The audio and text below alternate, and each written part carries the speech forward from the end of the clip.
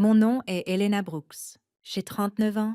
Il y a 4 ans, ma famille m'a rayée de leur vie, comme si j'étais une tache qu'ils ne pouvaient effacer de leur existence parfaite. Cette blessure ne saignait pas à l'extérieur. Elle s'est installée sous la peau comme un hématome qui ne s'estompe jamais, s'assombrissant discrètement chaque fois que je croyais l'avoir oubliée. Je n'ai pas toujours été leur déception, jadis. Je portais des costumes impeccables. Je transportais des dossiers en cuir et je plaidais des motions dans des salles d'audience imprégnées d'odeurs de chêne et de cirage. J'étais l'avocate, l'enfant qu'ils exhibaient aux dîners familiaux, jusqu'au jour où j'ai tout abandonné. J'ai troqué les couloirs en acajou des cabinets d'avocats contre l'odeur d'huile de moteur dans un garage isolé sur une portion oubliée d'autoroute. Pour eux, ce n'était pas une réinvention, c'était une disgrâce. Ryan, mon frère cadet, l'a qualifié de suicide professionnel. Ma mère a murmuré à nos parents que j'avais perdu le nord. Mon père n'a rien dit du tout, ce qui m'a blessée plus profondément que tout. Aujourd'hui, je suis assise à ma table de cuisine, une fine enveloppe entre les mains, qui ne m'est pas adressée, qui ne m'est pas destinée. C'est une invitation de mariage. Du papier crème orné de l'écusson de la famille de la fiancée de Ryan. Mon nom n'y figure pas, ni en tant qu'invité, ni même en bas de page. Je n'étais pas censée la voir du tout. Mais les erreurs arrivent.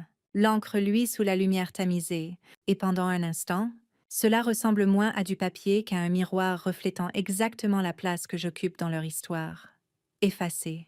Le garage où je travaille tremble quand les camions passent. Les outils sont d'occasion. La radio ne capte que des parasites et des chansons country.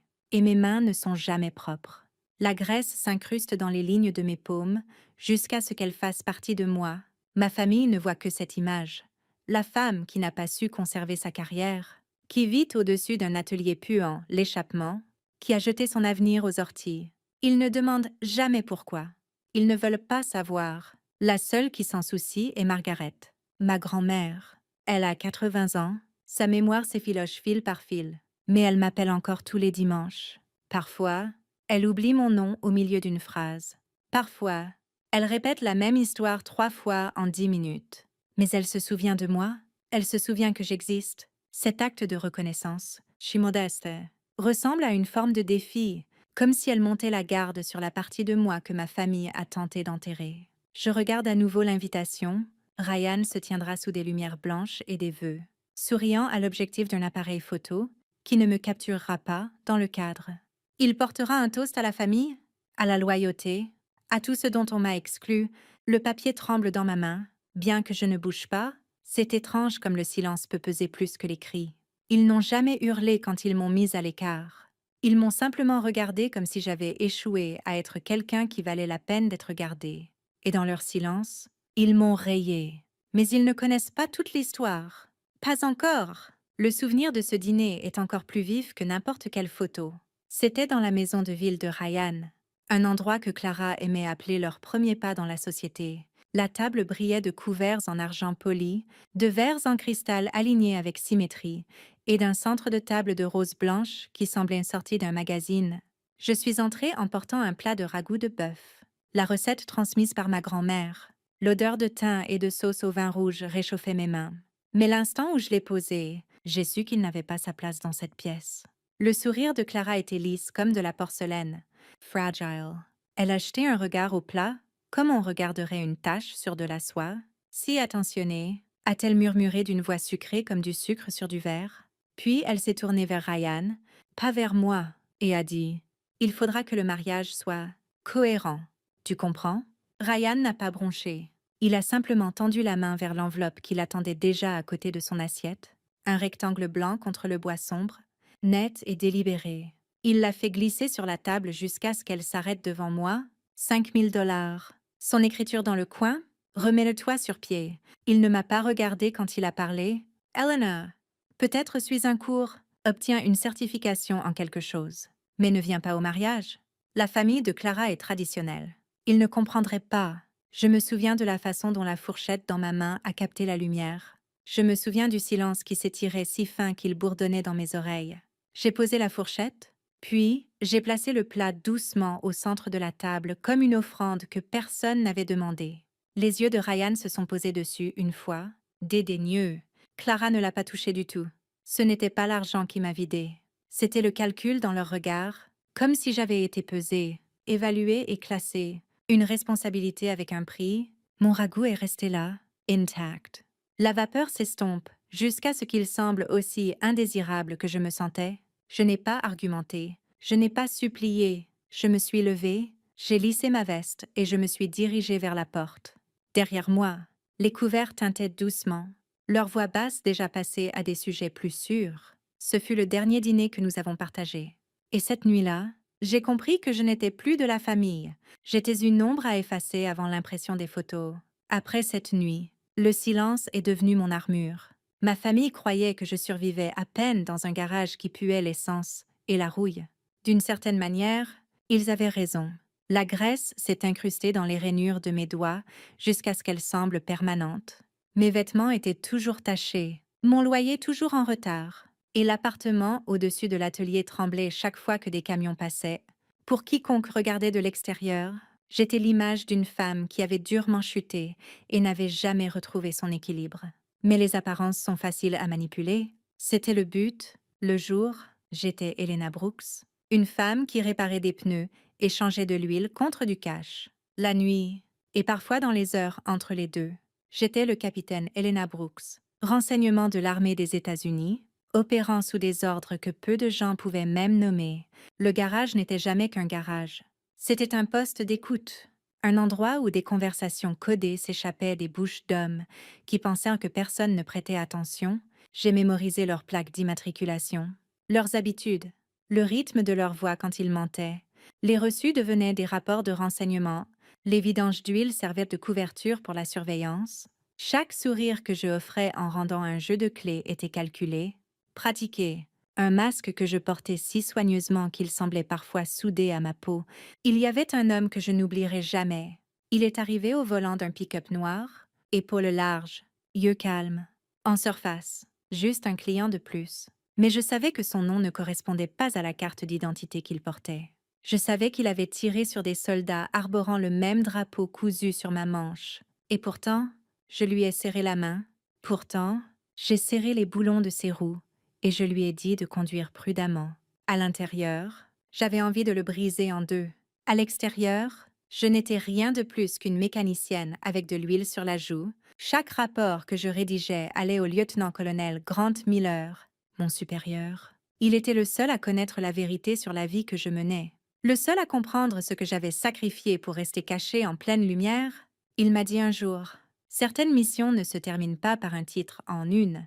Elles se terminent par toi qui marches seul dans le noir, en sachant que tu as empêché le feu de se propager. » Alors j'ai vécu ainsi, graisse sous les ongles, secret sous la peau. Pour ma famille, j'étais l'échec personnifié. Pour mon pays, j'étais une arme cachée en pleine vue. Et chaque jour, je portais ces deux vérités en silence. 3 années se sont écoulées en silence, le garage est resté le même, mais la mission en dessous n'a pas changé. Nous avons bâti des dossiers brique par brique, observant, attendant, sans jamais rompre la couverture. Et puis, presque sans avertissement, cela s'est terminé. 27 trafiquants arrêtés lors d'opérations coordonnées à travers les États, armes saisies, réseau de contrebande démantelé. Le genre d'opération qui ne fera jamais la une, mais qui a sauvé des vies de façon que la plupart des gens ne comprendront jamais. Quand ce fut fini, Grant m'a remis mes ordres.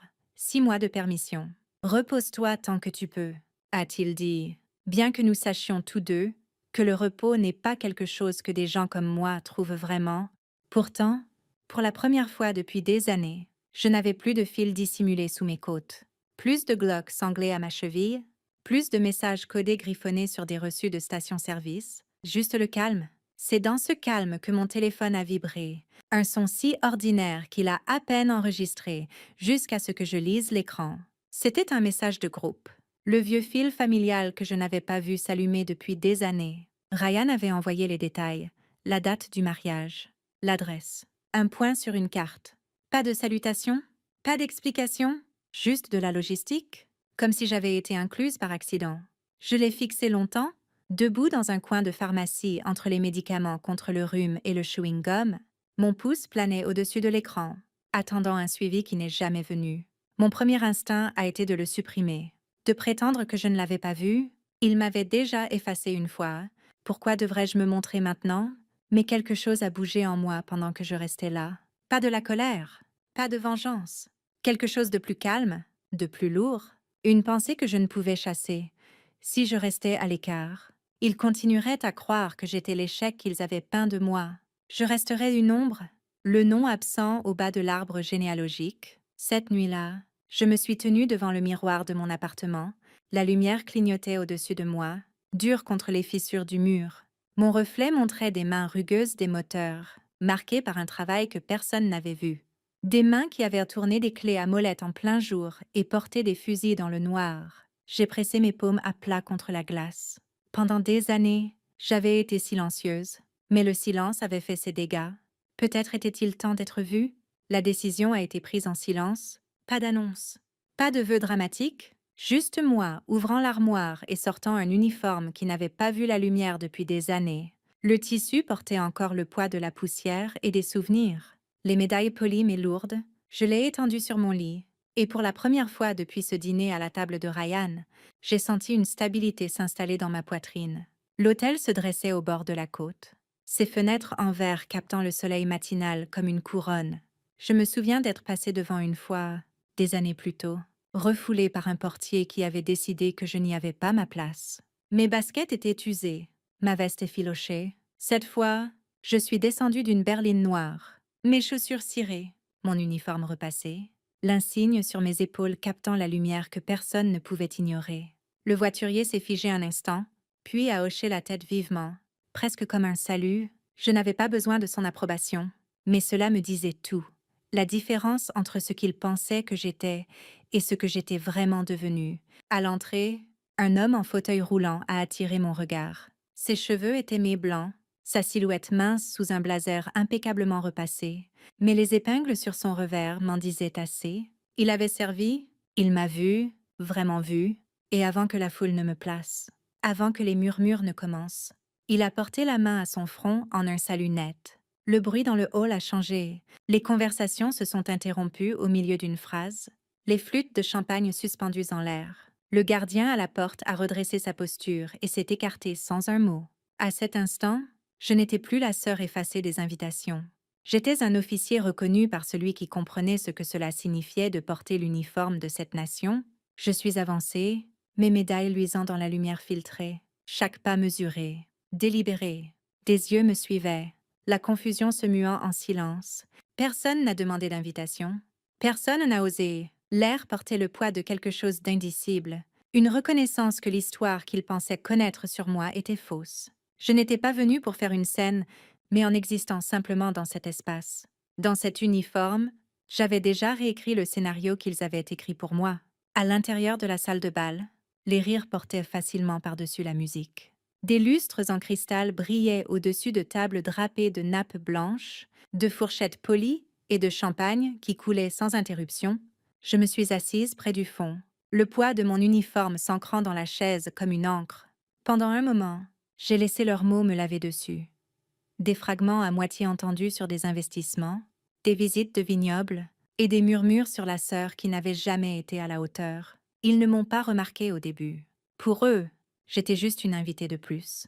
Un visage qu'ils n'avaient pas pris la peine de situer. Ce n'est que quand une femme s'est penchée vers une autre, sa voix basse mais pas assez, que le moment est arrivé. Pauvre Ryan, quel dommage pour sa sœur qui travaille dans un garage crasseux. Imaginez qu'elle se montre ici. Les mots ont flotté là, petits et acérés. Je me suis levée, ma chaise glissant en arrière sur la moquette.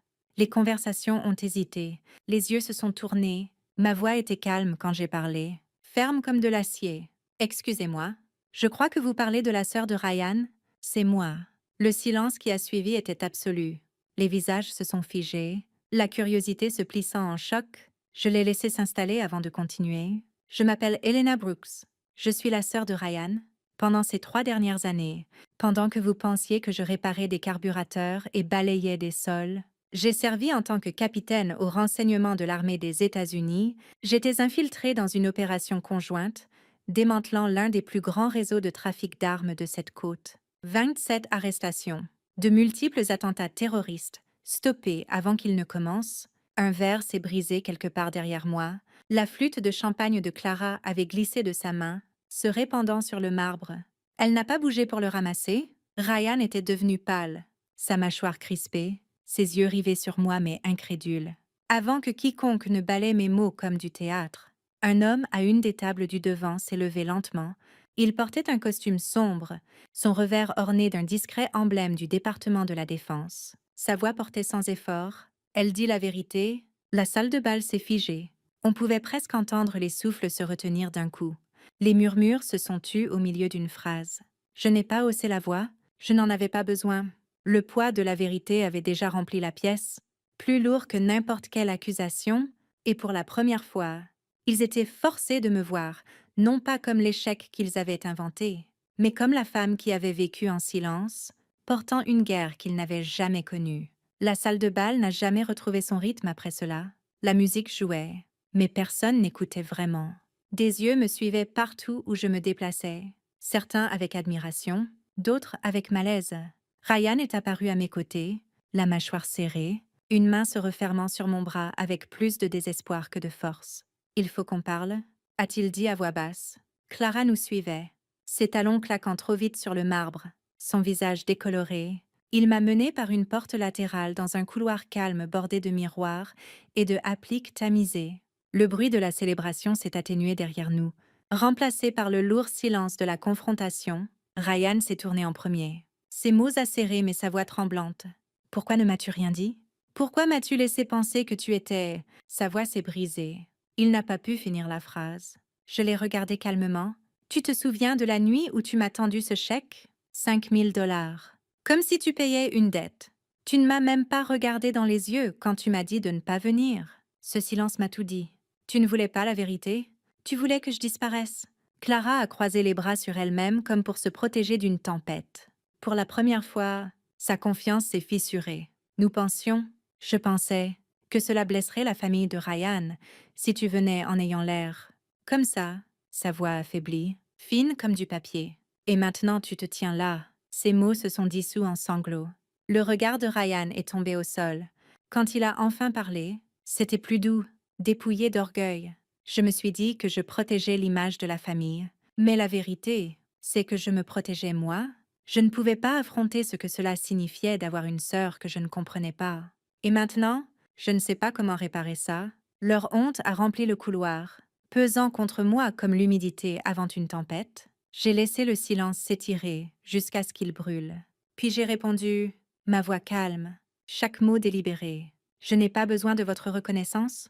Je ne suis pas venue ici pour une approbation, mais vous vivrez avec cette nuit. Le souvenir de ce que vous avez choisi et de ce que vous avez essayé d'effacer, ce poids n'est plus le mien, c'est le vôtre. Clara pleurait ouvertement maintenant, le mascara coulant sur son visage. Ryan se tenait vide, les mains molles le long de son corps. Je suis restée immobile, ni cruelle ni indulgente, simplement inébranlable. Pendant des années, j'avais porté leur jugement comme un fardeau. Ce soir, je le leur ai rendu. Quand nous sommes revenus dans la salle de bal, la musique jouait toujours, mais la pièce n'était plus la même. Les rires s'étaient amincis, fragiles au bord, les verres tintaient, mais les toasts sonnaient creux. Comme si tout le monde goûtait le poids de ce qui venait d'être révélé, Ryan et Clara se sont fondus dans la foule. Leurs visages pâles, leurs voix absentes, la célébration a trébuché en avant. Mais son rythme était brisé. Je me suis tenue près du fond, laissant la scène défiler devant moi comme une pièce à laquelle je n'appartenais plus. Pendant des années, il m'avait effacé du portrait familial. Ce soir, il ne pouvait regarder nulle part sans me voir. Pas parce que j'exigeais l'attention, mais parce que la vérité a une façon de remplir une pièce qui avait autrefois essayé de la rejeter. Je suis partie discrètement, sans cérémonie. Le soleil de fin d'après-midi répandait de l'or sur le sol de marbre tandis que je traversais le hall, mon uniforme captant la lumière à chaque pas. Les invités s'écartaient instinctivement, des murmures suivant dans mon sillage. Dehors, l'air était plus frais, le sel de l'océan porté par la brise. Pour la première fois depuis des années, je le sentais sur ma peau sans le poids de la honte qui m'écrasait. Et puis je l'ai vu, à l'extrémité du jardin, nichée dans un fauteuil parmi les invités plus âgés, se trouvait ma grand-mère, Margaret. Ses yeux s'étaient voilés avec le temps, sa mémoire usée par la maladie. Mais à cet instant, elle était présente. Elle a levé la main, tremblante mais assurée, et a appelé mon nom, Elena. C'était la première fois depuis des années que je l'entendais le prononcer avec une telle clarté, le son apporté à travers le jardin, coupant à travers le bavardage et la musique. Je me suis arrêtée, tournée, et pendant un battement de cœur, tout le reste s'est effacé. J'ai levé la main en retour, un sourire tirant sur mes lèvres. Pas de victoire mais de paix. Je suis sortie par les grandes portes, descendue les marches de pierre et entrée dans le soir tranquille. Je n'ai pas regardé en arrière, je n'en avais pas besoin. La famille qui avait autrefois essayé de m'enterrer porterait cette journée avec elle, bien après que les fleurs fanent et que les photos s'estompent. Quant à moi, je suis partie non pas comme leur honte, non pas comme leur fantôme, mais comme la femme qu'ils ne pourraient plus jamais oublier. Et vous, avez-vous déjà eu l'impression d'être mis de côté par les personnes mêmes qui auraient dû vous soutenir? J'aimerais entendre vos pensées dans les commentaires. Dites-moi comment cette histoire vous a touché et précisez d'où dans le monde vous nous regardez. N'oubliez pas de vous abonner et de rejoindre notre famille grandissante, ici sur Rêve de vengeance. Votre voix et votre présence comptent vraiment.